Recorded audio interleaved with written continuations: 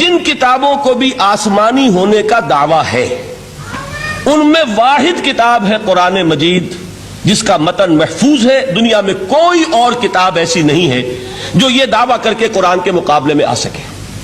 اور پھر آپ کو معلوم ہے کہ کتنے بڑے پیمانے پر پوری امت میں اس حفاظت قرآن کے عمل میں حفاظ حصہ لے رہے ہیں، لکھوکھا حفاظ موجود ہیں۔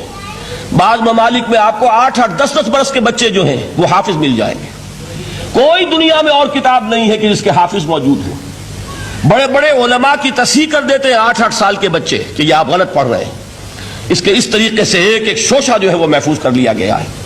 تو یہ بات جو ہے یہ قرآن مجید کی عظمت اور فضیلت کے ضمن میں پہلی حقیقت ہے کہ جسے ہمیں سامنے رکھنا چاہیے، اور اس حقیقت کے ادراک و شعور کے لیے قرآن پر ایمان لازم نہیں ہے، بلکہ یہ وہ بات ہے کہ جس کا اعتراف ہر شخص کرے گا، خواہ وہ قرآن کو اللہ کا کلام مانتا ہو یا نہ مانتا ہو۔